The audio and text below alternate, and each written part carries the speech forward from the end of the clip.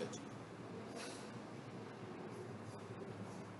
अच्छा, एक एप्लीकेशन मैंने कहा जी नोटपैड प्लस प्लस, क्योंकि हमने जो कोडिंग करनी है वो मैं जो करता हूँ, मेरे पास जब प्रोजेक्ट्स आते हैं कोडिंग वाले तो मैं इसी एप्लीकेशन को यूज़ करता हूँ। ठीक है, तो ये आपने कैसे यूज़ करना है इसको, नेट पर आते हैं ज़रा, ऐसे कैसे इंस्टॉल करना है। आपने यहाँ पर आकर लिखना है डाउनलोड नोटपैड प्लस प्लस। देखिए मैंने लिख दिया, ज़रा मैग्नीफाई भी ऑन कर लें। ये आपने खुद घर में इंस्टॉल करना है। हाँ, आपकी इतनी अब स्किल होनी चाहिए कि ये सारी काम आप खुद करें। मैं तरीका बता रहा हूँ ना, बस इंटरनेट लगाएंगे तो इसमें कोई ऐसी बात नहीं है कि किसी से करवाने की ज़रूरत पड़ेगी।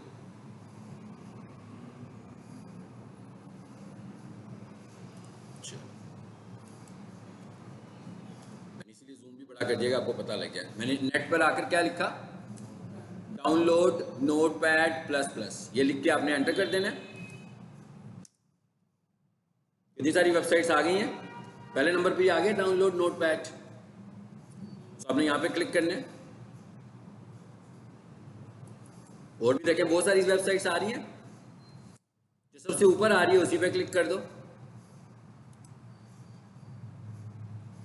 चलो ये नीचे आएंगे तो डाउनलोड का बटन बना हुआ आ रहा है, ये देखें।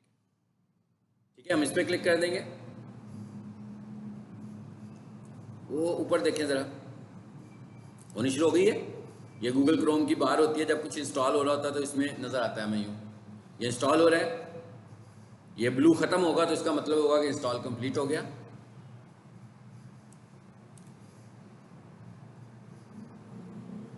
इस पर क्लिक करें जी, हो गया। इस फोल्डर में जाएं, ये ऊपर आ गया नोटपैड प्लस प्लस। कोई मुश्किल काम नहीं है, सिर्फ इस पे आपने क्या करना है, नोटपैड प्लस प्लस पे डबल क्लिक करना है। मेरे पास तो ये ऑलरेडी इंस्टॉल है ना। इस तरह का एक मैसेज आएगा, इसे ओके कर दें, इसे भी नेक्स्ट कर दें, इसे एग्री कर दें। ये खुद ब खुद जो जो चीज़ें पूछता जा रहा है आप उसको बस यस करते जाओ। ये कह रहा है कि भाई इस लोकेशन पर इंस्टॉल हो रहा है, कि हार्ड डिस्क के ऊपर प्रोग्राम फाइल्स और उसके अंदर नोटपैड प्लस प्लस। सो हम कहते हैं नेक्स्ट, फिर नेक्स्ट करें। डेस्कटॉप पर इसका अगर आइकन चाहिए आपको तो इसे ऑन कर लें, नहीं चाहिए तो इसे ऑफ रहने दें। इंस्टॉल,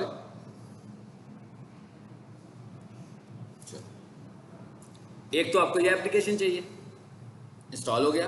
ठीक है, इसको मैं रन करूंगा तो ये चल पड़ेगा। चलिए चला देते हैं इसको, सीधा हम इसी में पढ़ते हैं। ठीक है,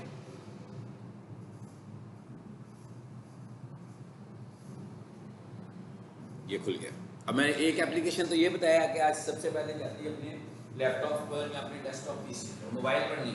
ठीक है, लैपटॉप पर या डेस्कटॉप पीसी के ऊपर आपने ये एप्लीकेशन इंस्टॉल कर लेना है। ये देखें आ गया मेरे पास।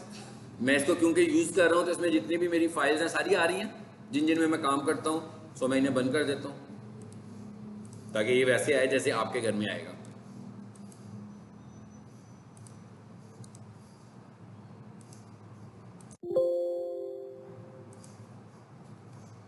इसे भी बंद कर दो,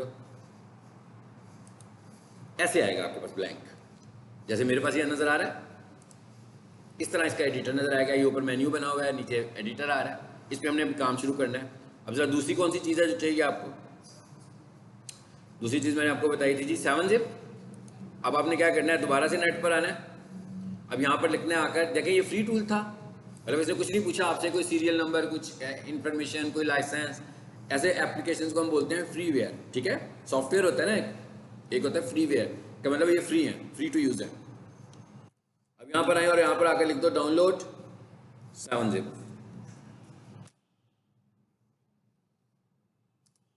7-zip लिख के एंटर कीजिए, यहाँ पर 7-zip भी आ गया। ये 7-zip के ऑप्शन में गए हम, ये भी फ्रीवेयर है हमारे पास। सो इस पर भी क्लिक करो।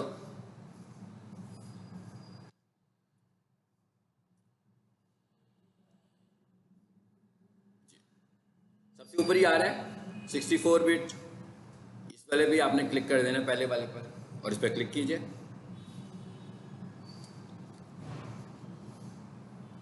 बेसिकली ये क्या है, ये एक कंप्रेशन सॉफ्टवेयर है। इसका मतलब क्या होता है कि आप अपने डाटा को जब ट्रैवल करवाते हैं एक जगह से दूसरी जगह, जैसे मैं आपको बहुत सारी फाइलें या फोल्डर्स भेजना चाहता हूँ, तो मैं क्या करूँगा, उसको कंप्रेस कर लूँगा फोल्डर को। तो क्या होगा, नंबर ऑफ फोल्डर्स 50 फाइलें हैं या 200 फाइलें हैं या 500 फाइलें हैं, तो जब मैं उसे कंप्रेस करूँगा तो क्या होगा, एक फाइल बन जाएगी।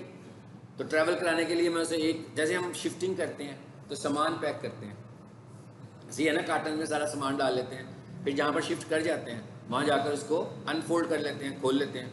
इसी तरह जब हमने फाइल को किसी को भेजना होता है, या बहुत सारी फाइलों को, एक फाइल को तो भेज देंगे ना वैसे ही, जब एक से ज़्यादा फाइलों को भेजना होता है तो हम क्या करते हैं, उसको जिप कर लेते हैं या कंप्रेस कर लेते हैं। और जब वो अपनी डेस्टिनेशन पर चली जाती है तो वहाँ जाकर हम उसको अनकम्प्रेस कर लेते हैं या एक्सट्रैक्ट कर लेते हैं।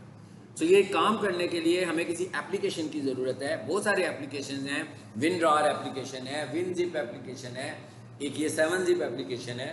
सो मैं, क्योंकि बाकी के जो सारे एप्लीकेशन हैं ना वो पेड है, तो ये वाला फ्रीवेयर है, तो ये आप इंटरनेट से फ्री भी डाउनलोड कर सकते हो। और जब हम होस्टिंग की बात करते हैं, तो जब हम अपनी वेबसाइट्स को होस्टिंग में अपलोड कर रहे होते हैं तो उस वक्त भी हमें जिप बनाकर ही वहाँ पर लेकर जाना पड़ता है। और होस्टिंग जो है वो सपोर्ट करता है WinZip को भी, और होस्टिंग सपोर्ट करता है 7zip को भी। जो WinRAR है उसको होस्टिंग सपोर्ट ही नहीं करता। सो इसका मतलब क्या हुआ कि WinRAR से अगर मैं कुछ एक्स्ट्रा जिप करूंगा और उसे अपनी होस्टिंग में लेकर जाऊंगा तो होस्टिंग अकाउंट उसे एक्सेप्ट नहीं करेगा।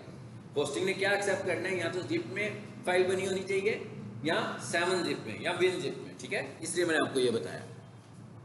चलो जी, इस पर क्लिक करें, ये भी इंस्टॉल हो गया होगा मेरा ख्याल है, नहीं किया अभी तक, मैंने क्लिक नहीं किया इस पर। ओके, दोबारा कर लेते हैं। नहीं हो गया होगा मेरा ख्याल है, वो देखिए ऊपर हो चुका है ना, ये वाला फोल्डर में जाए और इस पर भी डबल क्लिक कर दें। ये देखिए बहुत ही सिंपलेस्ट है, कहता अभी प्रोग्राम फाइल्स में 7zip इंस्टॉल करने लगा हूं, इंस्टॉल का बटन दबाएं, हो गया। कुछ खोलने की जरूरत नहीं है, ना ही हमने कभी 7zip को खोलना है। 7zip को हम इस्तेमाल क्या करेंगे, जब हमने फोल्डर्स को जिप करना होगा या अनजिप करना होगा, ठीक है, अभी हम बाद में कर लेते हैं। सो सबसे पहला काम तो आज अपने घर जाकर ये 2 एप्लीकेशंस इंस्टॉल कर लेने हैं, ठीक है।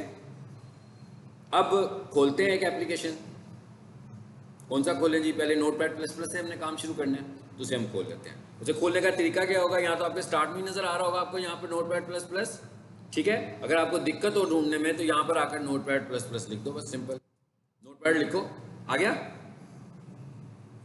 यहां से आप इसे ओपन कर लीजिएगा, खुल गया। प्रीवियस क्लास में हम लोगों ने स्ट्रक्चर पढ़ा था HTML का कि क्या होता है, पता था ना भाई, HTML से शुरू करके HTML पे बंद कर दो, उसके बाद HTML का जो टैग है वो कैसे लिखते हैं, लेस देन और ग्रेटर देन के निशान के अंदर लिखते हैं, और एंड करने के लिए क्या लगाते हैं, एंड पे जाकर स्लैश लगा देते हैं, और उसके साथ जो भी HTML का टैग होता है। फिर मैंने कहा स्ट्रक्चर क्या होता है भाई, HTML से शुरू होता है, HTML, हेड और बॉडी, ये 3 चीजें होती हैं। अब हम आज प्रैक्टिस शुरू कर लेते हैं, ठीक है। जैसे मैं अगर आपको पैरेलल एक वेबसाइट दिखाऊं ताकि हम उसको देखें और उसके मुताबिक अपना काम शुरू कर लेते हैं। मैं कहता हूं भाई ये एक वेबसाइट है, आगे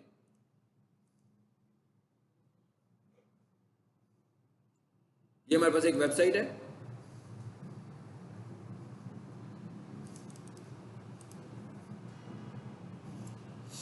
मैं इसकी कोडिंग चेक करता हूं ताकि इसी के मुताबिक करें। अगर हम इसकी वेबसाइट को देखें तो इसके टॉप के ऊपर क्या आ रहा है, ये टाइटल आ रहा है जहां मैं माउस ड्रैग कर रहा हूं। मैं इस जगह पे टाइटल बना हुआ है, लिखा हुआ है ना बेस्ट प्रोफेशनल किचन, नजर आ रहा है ना आपको ऊपर, ठीक है, लिखा हुआ है बेस्ट प्रोफेशनल किचन। मैं इस हिस्से की बात कर रहा हूँ, इस हिस्से की, तो लिखा हुआ है बेस्ट प्रोफेशनल किचन इक्विपमेंट, उसके साथ एक तस्वीर लगी हुई है। हम यहाँ से बात शुरू करते हैं, पता लगेगा इसे क्या कहते हैं। ये वाला जो पोर्शन है ये टाइटल कहलाता है, और जो तस्वीर है ये फेविकॉन है। लेकिन अभी हम देखते हैं कि ये लगी कैसे हुई है। अब अगर मैं इस वेबसाइट की कोडिंग में आऊँ तो Ctrl+U करते हैं, ये Ctrl+U शॉर्टकट है किसी लाइव वेबसाइट की कोडिंग को देखने का। Ctrl+U से हम किसी लाइव वेबसाइट की कोडिंग को देख सकते हैं, ठीक है। सो मैंने कहा अभी हमने कहाँ से शुरू करना है, माउस ऊपर लेकर आओ जरा। मैंने क्या कहा था कि हेड से शुरू होगा हमारा काम, और मैंने क्या क्या लगाना है, हमने सबसे पहले हेड की बात की है ना। हेड के अंदर सबसे पहले मैंने क्या कहा था, वो टाइटल है, ये लिखा हुआ है टाइटल, हम इसको शुरू करने लगे, यानी सबसे पहले हम इस टैग को समझने लगे। टाइटल का मतलब क्या है?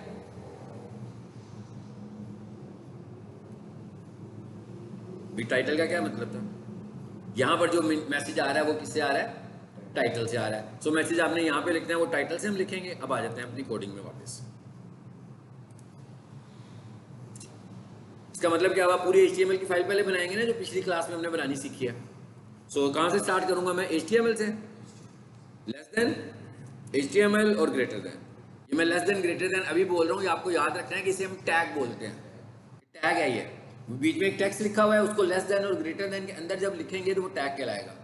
सो हमने ये लगाया टैग और एक साथ एंड भी कर दिया। सबसे पहले आपने क्या काम करना है?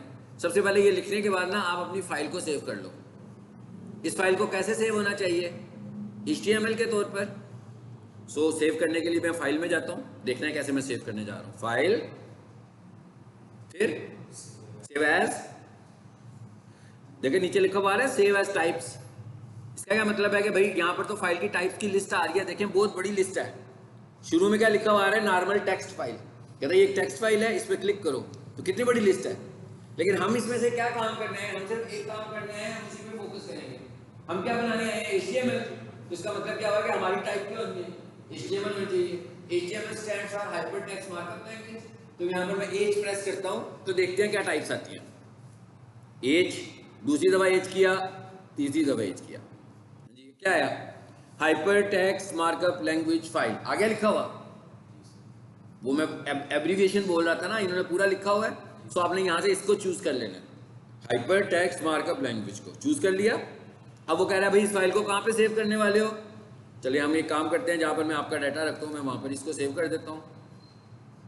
DM कैंट, ये जी। आज बल्कि काम करते हैं यहाँ पे पहले HTML का एक फोल्डर बना लें। ज़रा मुनासिब होता है कि जिस तरह का काम करें उसी तरह के फोल्डर्स बनाकर उसमें फाइलें रख लें, ठीक है? इसलिए मैंने HTML के नाम से एक फोल्डर बनाया। यहाँ पर आकर फाइल का नाम लिख दूंगा। ये मेरी फर्स्ट फाइल है, जो कोई भी नाम रख सकता हूँ ना अभी तक फिलहाल तो। अभी तो हम प्रैक्टिस सेशन कर रहे हैं तो अभी कोई भी नाम रख सकते हैं। सो मैंने कहा भाई इस फाइल का नाम मैंने रख लिया first-फाइल। एक चीज़ याद रखनी है कि आपने जब फाइलों के नाम रखने हैं तो ये नाम रखने की साइंस भी आपको पता होनी चाहिए। फाइलों का नाम रखने की साइंस क्या है कि आपने फाइल के नाम के दरमियान में स्पेस, फाइल के नाम के दरमियान में स्पेस बार समझ लो कि इलीगल है।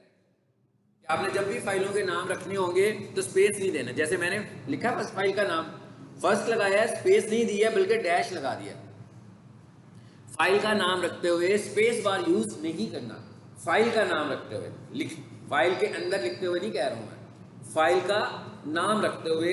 जैसे मैं कौन फाइल का नाम रखना था, मैंने फर्स्ट फाइल, तो मैं ऐसे भी लिख सकता था ना, फर्स्ट स्पेस फाइल, ऐसे नहीं लिखना। यानी मैंने इसको इस तरह नहीं करना। फॉर एग्जाम्पल मैं इसकी बजाय यूं भी कर सकता था, यूं भी तो कर सकता था। ये इलीगल है, ये ठीक नहीं है। और दूसरी बात कोशिश करनी है कि आप अपनी फाइलों के नाम छोटी ABC में लिखें, बड़ी ABC में ना लिखें। सेव कर दें जी इसको। फिलहाल मैंने सेव किया सिर्फ। अब आपने देखा एक चीज नोट की, इसका कलर ही चेंज हो गया है ना। उसकी वजह क्या है? उसकी वजह यह है कि अब इस एडिटर ने इस फाइल को रिकॉग्नाइज कर लिया कि ये HTML की फाइल है, और अब ये इसके सिंटैक्स को भी रिकॉग्नाइज करेगा। हर आइटम को अलग-अलग कलर्स देगा, जिससे मुझे उस एलिमेंट को रीड करने में आसानी होगी कि ये कौन सा एलिमेंट है। जबकि ये पहले कलर में नहीं आ रहा था, अब उसने इसको कलर कर दिया। अब अगला पार्ट कौन सा होता है? हेड का होता है। और आपने देखा ना, मैं भी आपको पढ़ाने क्या जा रहा हूं, यहां पर एंड करूंगा इसका। अगर मैं स्पेलिंग गलत लिखूंगा, मैं सिंबल गलत दूंगा तो एरर भी नहीं आएगा और काम भी नहीं होगा।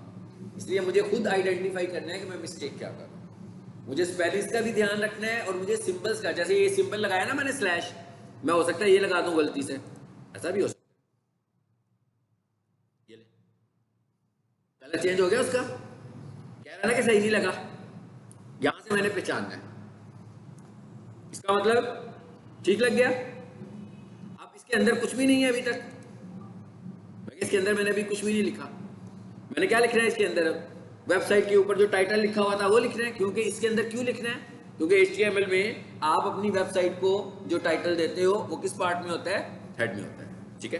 अब टाइटल के लिए कौन सा टैग होगा, टाइटल का, सेम उसी तरह लेस देन ग्रेटर देन के अंदर क्या लिखूंगा, टाइटल। अब इसके भी स्पेलिंग अगर मैं गलत लिखूंगा तो एरर आएगा,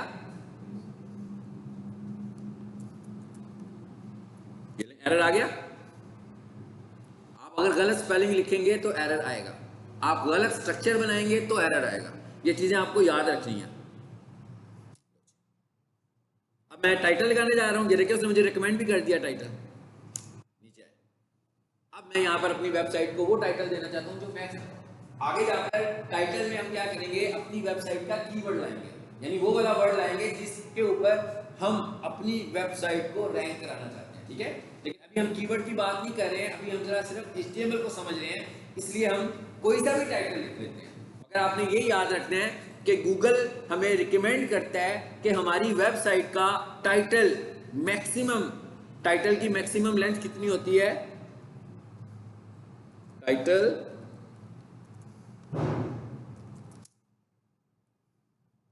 मैं सिर्फ लिख रहा हूं ताकि वीडियो में आप देख सको, maximum LEN length of title कितनी होती है जी, 62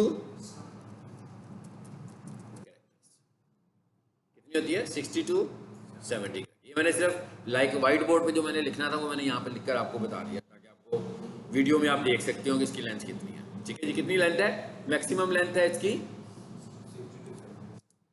62 70 कैरेक्टर। ये मैंने सिर्फ इन्फॉर्मेशन के लिए लिखा था, इसको मैं खत्म कर देता हूँ। अब यहाँ पर क्या होना चाहिए, चलिए काम करते हैं, इसका टाइटल यही रख लेते हैं ताकि वो वीडियो में भी आता रहेगा, हाँ यही ऊपर आ जाएगा, टाइटल के तौर पर यही मैसेज आ जाएगा कि मैक्सिमम, इसको थोड़ा सा खूबसूरत कर लेते हैं, maximum length of title is between 60 to 70 characters. चलो टाइटल लग गया। अब आप देख रहे हैं वो कलर ज़्यादा दिखा रहा है, जब हमने टैग लिखा है तो उसने ब्लू कलर में दिखाया है और जो उसका मैसेज लिखा है वो ब्लैक कलर में। ये फायदा है बन गया जी, पहला काम हमारा हो गया। अब हम कह रहे हैं भाई बस फिलहाल, क्योंकि इस दफा हम बॉडी में कुछ लिख ही नहीं रहे, अभी तो सिर्फ टाइटल बनाना सीख रहे हैं, तो इसलिए मैं कहता हूँ इतना काफी है हमारे लिए। अब इस फाइल को सेव कर लें भाई, फाइल पहले जब सेव की थी तो इतना कुछ तो नहीं लिखा हुआ था ना, अब दोबारा से सेव करूं, अब मुझे सेव एज में जाने की जरूरत नहीं है, ये सेव का बटन बना हुआ है क्योंकि पहले मैं नाम रख चुका हूं ना फाइल का। लेकिन आपको ये याद रखना है खुद से कि भाई आप किस जगह पर फाइल को सेव करके आए, क्योंकि आपने जब भी फाइल को खोलना होगा हमेशा उसी जगह जाकर खोलोगे ना। आ रहे इधर वापस चलेंगे उधर जहां पर मैंने फाइल को सेव किया था, आपको पता है ना कहाँ किया था मैंने, DM कैंट के अंदर आपकी क्लास का जो फोल्डर था 930 वाला, ये यहाँ पर HTML एक फोल्डर बना दिया था मैंने, ये देखिए इसमें फाइल पड़ी है आपकी, क्योंकि हमारे पास गूगल क्रोम इंस्टॉल है, तो अगर आपके पास गूगल क्रोम इंस्टॉल होगा तो इसका आइकन गूगल क्रोम का ही बनना चाहिए। अगर आप प्रैक्टिस करते हैं और इसका आइकन गूगल क्रोम का नहीं बनता, इसका मतलब यह है कि आपने फाइल टाइप सही सिलेक्ट नहीं की, आपने गलत फाइल टाइप सिलेक्ट की हुई है, ठीक है। चलिए जिसे डबल क्लिक करके खोलते हैं और देखते हैं क्या होता है। क्या हुआ, देखिए पेज पे तो कुछ भी नहीं आना था ना, क्योंकि हमने पेज पे कुछ लिखा ही नहीं अभी तक, लेकिन टाइटल पे कुछ आ गया है। क्या लिखा हुआ आ रहा है, वही आ रहा है जो मैंने वहां लिखा था, maximum length of title is between 60 to 70। जो भी मैंने बेसिकली यहाँ पर क्या होना चाहिए, हमारी अपनी वेबसाइट का जो प्राइमरी कीवर्ड होगा वो लगाएंगे, जो हम आगे जाकर जब हम कीवर्ड्स पढ़ेंगे। ये भी मैंने क्योंकि ये आपको टाइटल यूज करवाया तो मैंने कहा आपकी मेमोरी में रहे, इसकी लेंथ आपको याद रहे, इस वीडियो को देखेंगे तो पता लग जाएगा ना। अब एक चीज तो आ गई, इस वेबसाइट को देखें, इसमें से एक चीज हमने लगा लिया, इसका भी टाइटल है, इसका भी टाइटल लग गया, लेकिन इसकी लेफ्ट साइड पर एक छोटी सी तस्वीर भी आ रही है आइकॉन की शक्ल में। इस तस्वीर को हम बोलते हैं फेविकॉन। ये जो पिक्चर नजर आ रही है आपको, इसका मैं नाम बता रहा हूँ, इस पिक्चर को क्या बोलते हैं जी, इमेज का टेक्निकल नाम क्या है, फेविकॉन, और इसका नाम भी हम फेविकॉन ही रखते हैं, ठीक है, FAVICON। ये है क्या एक्चुअली, ये इस कंपनी का लोगो है, जिस कंपनी की वेबसाइट है। सो गूगल ये कह रहे हैं कि भाई आप यहाँ पर अपना लोगो भी लगा लो, ताकि जब बार बार आपकी वेबसाइट खुलेगी तो यूजर्स जो होंगे वो आपकी वेबसाइट के साथ कंफर्टेबल हो जाएंगे, उन्हें पता लग जाएगा। जैसे पेप्सी हाथ में पकड़ते हैं, इतना बड़ा लोगो नजर आ रहा होता है, बॉल्स की आइसक्रीम खा रहे हैं उसका लोगो नजर आता है, तो क्या होता है जब बार बार हम चीजें पकड़ते हैं हाथ में, लोगो नजर आता है तो पहचान बन जाती है उसकी। तो वो ये कह रहा है कि भाई यहाँ पर आप भी अपनी वेबसाइट का टाइटल के साथ लोगो लगा सकते हो तस्वीर की शक्ल में, और इसको कहते क्या हैं, फेविकॉन। जरा चेक करें कि इसका लोगो कैसे नजर आ रहा है। यहाँ आते हैं, इसका कोड पढ़ते हैं जी। नीचे आओ जरा, कहाँ लगा हुआ जी इसका फेविकॉन, नजर आ गया ये। अब ये नीचे जो कोड लिखा हुआ नजर आ रहा है ना, लाइन नंबर 45 में, लाइन नंबर 45 में कोड लिखा हुआ आ रहा है नजर, ये वाला कोड है जिसकी मदद से हमने फेविकॉन लगाना है। इसका मतलब है ये कोड चाहिए ना मुझे। जरा इस कोड को मैं कॉपी करता हूं और उधर ले जाता हूं। एक्चुअली ये कोड है क्या, अब ये किधर लगा है, टाइटल किस जगह पे लगा, हेड में लगा। फेविकॉन किस जगह पे लगेगा, हेड में लगेगा। टाइटल भी हेड में लगता है, फेविकॉन भी हेड। अभी हम सब हेड की बातें कर रहे हैं, ठीक है। टाइटल भी हेड में लगता है और फेविकॉन भी। अब ये टाइटल की बात यहां से शुरू हुई, यहां पे खत्म हो गई। ये देखिए रेड कलर की लाइन लगाकर उसने एक ब्लॉक बनाया हुआ है।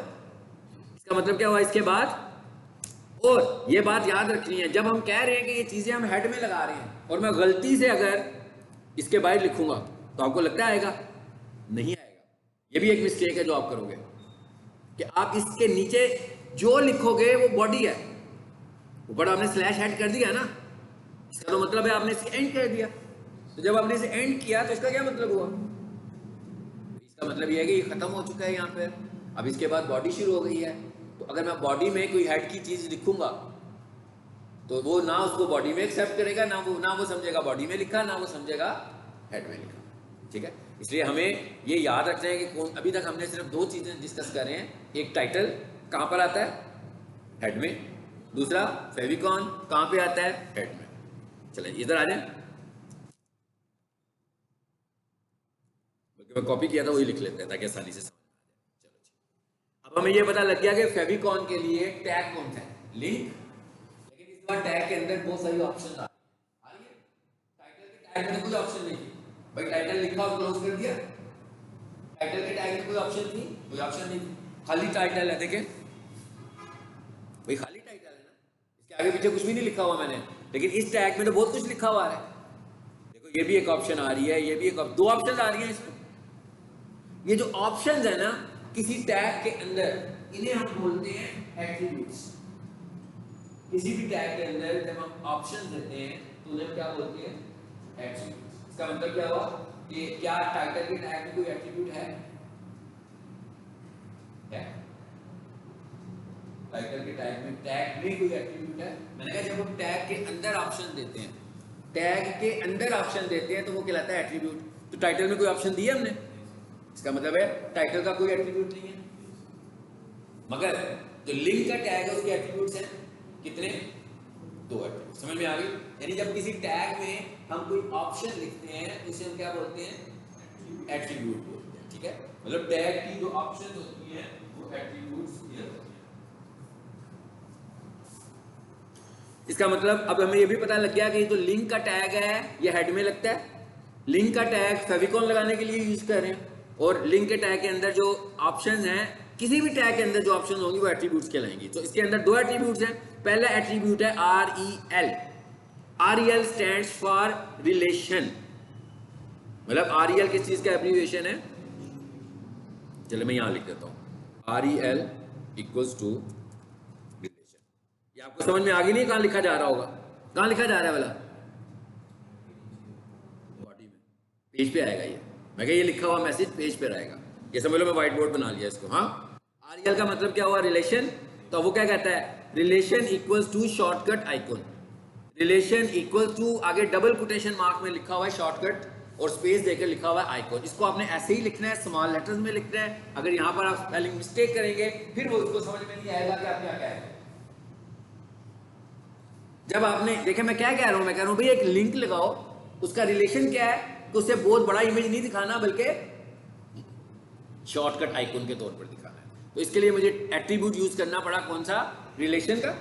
रिलेशन के एट्रीब्यूट को हम कैसे इस्तेमाल करते हैं, रिलेशन इक्वल्स टू शॉर्टकट है। हालांकि ये इमेज जो मैं दूंगा ना, ये इमेज के तौर पर लगाऊंगा तो बड़ा आएगा, ये लिंक के तौर पर लगाऊंगा तो छोटा आएगा, क्योंकि इसके अंदर मैं एट्रीब्यूट मेंशन कर रहा हूं कि भाई इसे बड़ा नहीं होना चाहिए, इसे छोटा होना चाहिए। सो हमने लिखा relation equals to shortcut icon. उसके बाद अगला एट्रीब्यूट क्या है, href। अगला एट्रीब्यूट क्या है? href।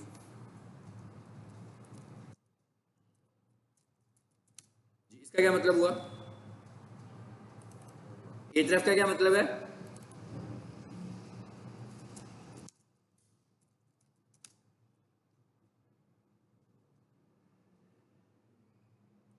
href का क्या मतलब हुआ? Hyper reference. अब ये तो कह दिया हमने कि लिंक लगाओ, फिर ये भी कहा कि भाई जो तस्वीर लगाओगे उसको बड़ा नहीं लगाना, छोटा लगाना है। अब तस्वीर भी तो बतानी पड़ेगी ना कि भाई तस्वीर कौन सी लगानी है। तो यहां पर href में आकर आप तस्वीर मेंशन करोगे। अभी यहाँ पर तो इमेजेस लिखा हुआ है ना भाई, मैंने अपनी फाइल कहाँ पर सेव किया? अभी HTML में किया है ना। इसका मतलब है कि मुझे ये लिखाने की जरूरत नहीं है, इसको मैं मिटा दूं, क्योंकि ये एक वेबसाइट में से निकाला है ना मैंने। वेबसाइट में तो एक तरतीब के साथ डाटा पड़ा हुआ ना, वो आगे जाके बताऊंगा उसकी क्या तरतीब होती है। उसमें जितनी भी तस्वीरें होंगी सारी इमेजेस के फोल्डर में पड़ी होंगी। तो अभी मैं प्रैक्टिस कर रहा हूँ, तो मैंने क्या करना है, मैंने अभी HTML की फाइल को कहाँ सेव किया? HTML के फोल्डर में। तो मैं इमेज को भी वहां पर से, अभी मेरा उसको इमेज भी नहीं है ना उधर इमेज पड़ा हुआ। तो अगर मैं इसको चलाऊंगा तो एरर ही आएगा।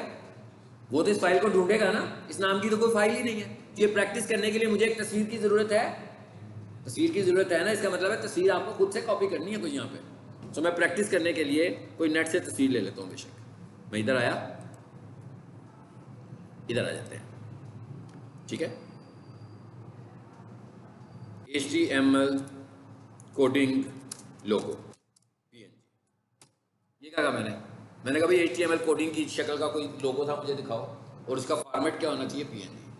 PNG का क्या मतलब है? PNG का मतलब है ये इमेज फाइल फॉर्मेट्स है। जैसे माइक्रोसॉफ्ट वर्ड की जो फाइल होती है वो DOC होती है, डॉक्यूमेंट फाइल होती है। हर फाइल की अपनी एक टाइप होती है और उसकी एक एक्सटेंशन होती है। सो इमेज फाइल जो होती हैं वो उनकी टाइप क्या होती है कि वो इमेजेस होते हैं, लेकिन फाइल एक्सटेंशन होती हैं मुख्तलिफ। एक कौन सी है? PNG। एक कौन सी है? JPG। और भी बहुत सारे हैं, फिलहाल आप इन दो में रहो। एक कौन सी है? PNG। अब हमने जब फेविकॉल लगाना होगा तो हम कौन सा फाइल फॉर्मेट लेंगे? PNG। जब हमने फेविकॉल लगा, JPG नहीं लगाना हमने, ठीक है। JPG लगाएंगे कभी लग जाएगा कभी नजर नहीं आएगा। सो बेहतर है कि हम क्या लगाएं?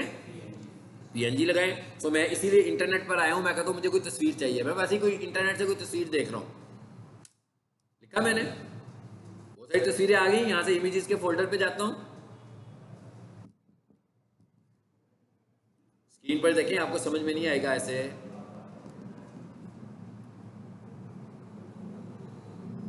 जरा मुश्किल टॉपिक है, शुरू में मुश्किल है कि समझने में, तो ये आपको बहुत ज़्यादा फोकस करके इसे समझना पड़ेगा। इसलिए मैं इतने आराम आराम से पढ़ा रहा हूँ आपको ये वाला लेसन, कि आपको इसे फोकस करके समझना पड़ेगा। बस आज दो चीज़ें पढ़ेंगे हम, ये वाली। ये क्या लिखा हुआ आ गया जी? आ गया एक इमेज, अपनी मर्जी से मैं कोई भी इमेज ले आया हूँ, इस पर राइट क्लिक करके देखें ज़रा, ये क्या लिखा हुआ आ रहा है?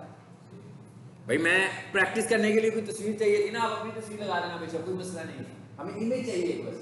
अगर आपके कंप्यूटर में कोई तस्वीर पड़ी होगी आप उसको लगा देना। मैं इंटरनेट से आपके नेट से फाइल डाउनलोड करके दे रहा हूँ। इस पर आए जरा देखते हैं PNG है कि नहीं है। ये PNG नहीं है ना, इसको नहीं लगाऊंगा।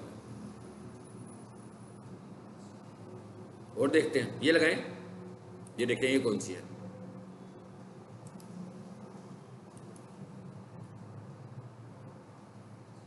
चलो ये PNG है ना। अब मैंने क्या कहा था, इस फाइल का नाम क्या होना चाहिए? हमने क्या नाम रखना है इस फाइल का? फेविकॉल। नहीं, इमेज तो टाइप है ना उसकी। इमेज फाइल का हमने नाम क्या रखना है? फेविकॉल। जो इमेज भी आपने फेविकॉल के तौर पर लगाना होगा उसका नाम फिक्स है। क्या नाम रखना है? फेविकॉल रखना है। और इसको रखना, अभी प्रैक्टिस करने के लिए मैं इसको उधर ही HTML में सेव कर लूँ, तो मैं HTML में चला जाता हूँ।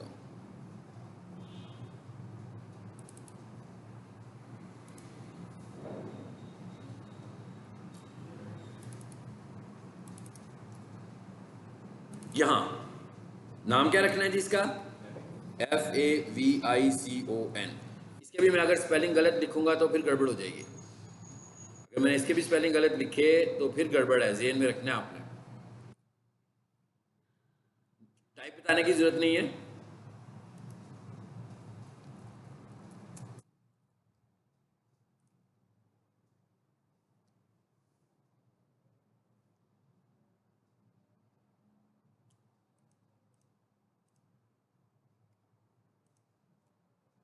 क्या नाम रखा है मैंने, देखे, फेविकॉन, FAVICON। स्पेलिंग में हल्की हल्की भी गड़बड़ की तो उसे फेविकॉन के तौर पर एक्सेप्ट नहीं करेगा।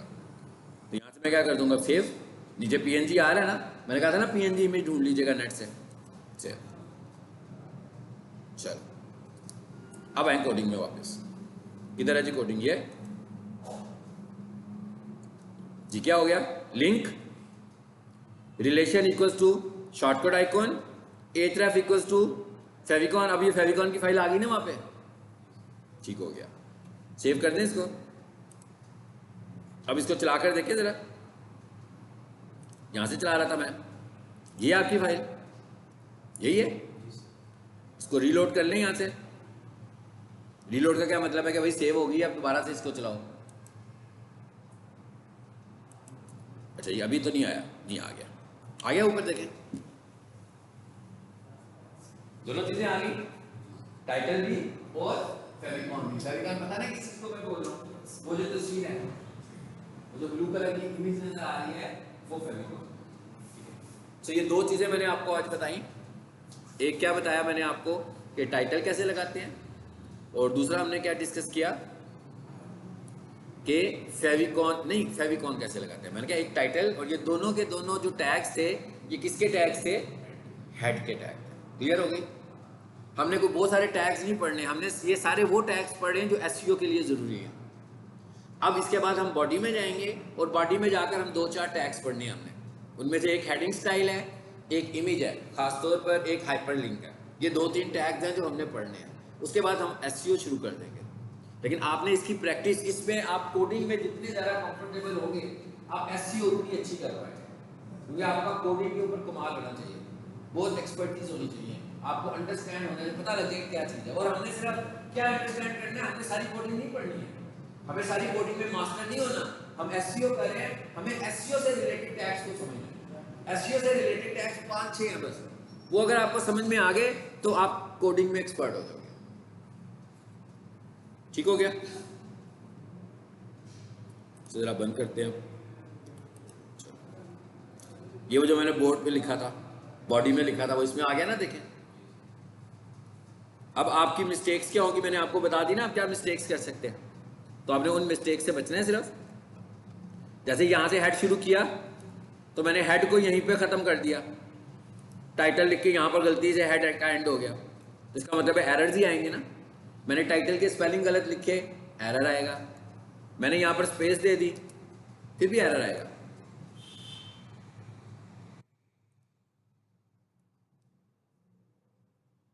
मैंने ये जो लिखा गलती से, मैंने क्या किया, फेविकॉल मुझे बड़ी अच्छी तरीके से समझ तो आ गया, लेकिन मैंने गलती क्या कर दी, ये कर दी।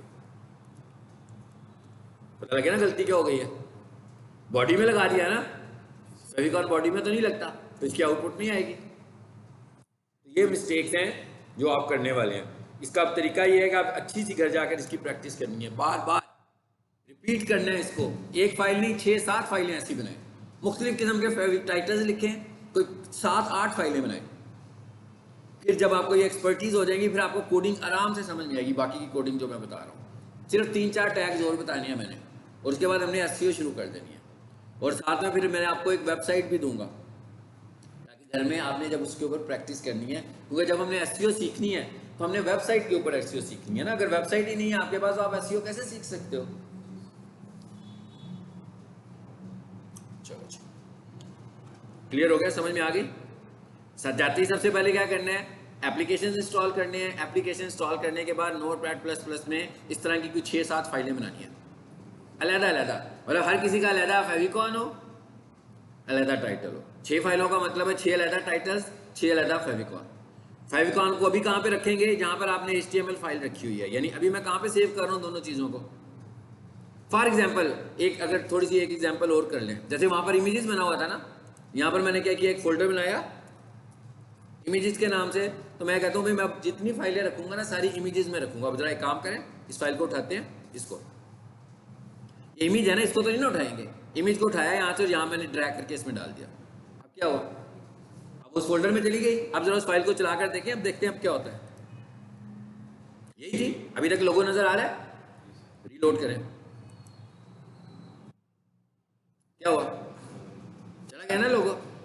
क्योंकि क्या किया हमने, गलती क्या की है, अब वो लोकेशन नहीं ना सही कोडिंग में बताइए। अब मैं क्या करूँगा, इधर आके चले एक काम करें, इसको बंद कर दें जरा, ताकि ये भी देख लें कि इस फाइल को खोलना कैसे है भाई दोबारा। अभी तो हम जितनी दफ़ा भी खोल रहे थे ब्राउज़र में खोल रहे थे ना, तो ब्राउज़र में तो वो एग्जीक्यूट हो रही थी, लेकिन जब आपने इसमें चेंजेस करनी है फिर आपने इसे किस में खोलना है, नोटपैड प्लस प्लस। जब आपने इसमें चेंजेस करनी है तो आपने इसे किस में खोलना है, नोटपैड प्लस प्लस में। कैसे खोलना है जी ये भी देख लें। इस पर आओ, ये फाइल है, इस पर राइट क्लिक करो, देखें ये ऑप्शन खुद ही आ जाएगी। ये ऑप्शन कब आएगी, जब आपने नोटपैड प्लस प्लस इंस्टॉल कर लिया होगा। ये दोनों एप्लीकेशन इंस्टॉल करने के बाद एक तो अपने कंप्यूटर को और लैपटॉप को स्टार्ट कर देंगे बस। उसके बाद जब भी आप HTML फाइल के ऊपर राइट क्लिक करोगे तो ये वाला ऑप्शन खुद ही आपको नजर आएगा। क्या ऑप्शन है, edit with Notepad plus plus. लो जी आगे वापस उधर ही। अब आपको पता लगे इस फाइल को कैसे खोलना है, बार बार कैसे खोलना है। जहां पर आपकी फाइल पड़ी होगी वहां पर आपने इसके ऊपर राइट क्लिक करना है और फिर क्या कर देना है, एडिट। चलें जी, अब क्या करना है, थोड़ी सी चेंज आई है ना। क्या चेंज आई है, यहाँ पर क्या लिखा हुआ था, अब मैंने भी इमेजेस के नाम से फोल्डर बना दिया ना। अब मैं क्या कह रहा हूँ यहाँ पर कि भाई मेरी फाइल मेन पर नहीं है, बल्कि मेरी फाइल कहाँ है, इमेजेस के फोल्डर में। अब सेव करें, अब इसको एग्जीक्यूट करें, वापस आ गया, समझ में आ गई बात की।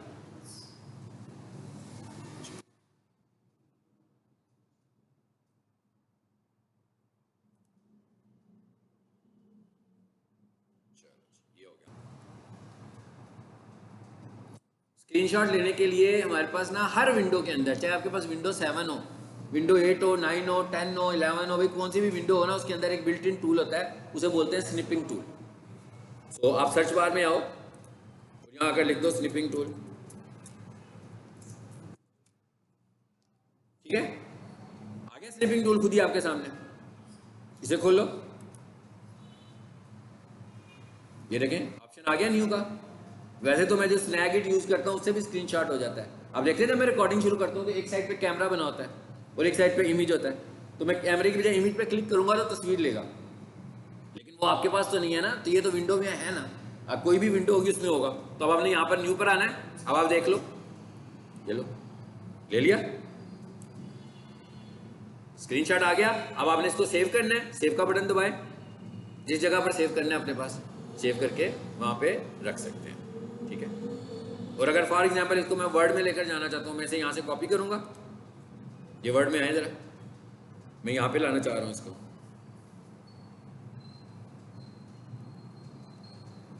देखिए जरा आ गया कि नहीं आया।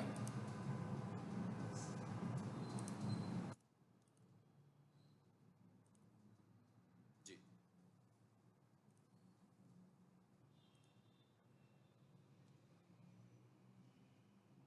वर्ड में देखिए नजर आ रहा है। इस तरीके से हम स्क्रीनशॉट्स लेते हैं, ठीक है। तो ये विंडो की अपनी एसेसरी है। वैसे अगर आप इस एसेसरी को भी यूज ना करना चाहते हो तो एक ऑप्शन और भी होती है, कीबोर्ड के ऊपर प्रिंट स्क्रीन का बटन बना होता है। प्रिंट स्क्रीन कीबोर्ड, हर कीबोर्ड, चाहे वो लैपटॉप होगा तो चाहे वो कंप्यूटर होगा, कि कंप्यूटर के कीबोर्ड पे भी होता है और जो लैपटॉप का कीबोर्ड है उसमें भी होता है। लेकिन फ़र्क सिर्फ ये है कि लैपटॉप के कीबोर्ड पर आप सिर्फ अकेला प्रिंट स्क्रीन यूज़ नहीं कर सकते, आपको कीबोर्ड के ऊपर ना लैपटॉप पे एक FN की बनी होती है, ठीक है, FN। ये ज़रा मुश्किल तरीका है, उसको और प्रिंट स्क्रीन को इकट्ठा दबाएंगे। लेकिन अगर आपका कीबोर्ड होगा ना, कंप्यूटर का कीबोर्ड ये वाला, तो इसमें सिंपली क्या करोगे, प्रिंट स्क्रीन का बटन दबाओगे बस, तो वो जो जितनी भी स्क्रीन होगी ना आपके सामने वो सारी कॉपी हो जाएगी, मगर उसमें पार्टली नहीं कर सकते, सिलेक्शन करके नहीं कर सकते। स्निपिंग टूल में तो आपने देखा ना, मैंने हाईलाइट कर दिया तो मुझे कितना हिस्सा कॉपी करना है और कितना हिस्सा कॉपी नहीं करना। सो ये प्रिंट स्क्रीन को भी यूज कर सकते हैं। अगर तो कंप्यूटर का ये बड़े वाला कीबोर्ड होगा तो इस पर प्रिंट स्क्रीन का बटन ही दबा दो, सिंपल, कुछ भी नहीं नजर आएगा, इसका मतलब कॉपी हो गया है। आप जहां पर उसे जाकर लगाना है वहां पर Ctrl+V करके पेस्ट कर सकते हैं। और जो लैपटॉप है उसका जो प्रिंट स्क्रीन होता है वो FN की और प्रिंट स्क्रीन को दबाएंगे। लेकिन ज़्यादा अच्छा तरीका क्या है कि हम स्निपिंग टूल को इस्तेमाल करें, क्योंकि स्निपिंग टूल में जो हम कॉपी करते हैं वो हमारे सामने आ जाता है। जो स्निप करते हैं ना, काटते हैं पीस, सामने आ जाता है, उसको चाहे तो सेव कर लें चाहे तो कॉपी कर लें, पूरा एक एडिटर सामने आ जाता है। तो स्निपिंग टूल बेहतर है और ये हर विंडो में होता है।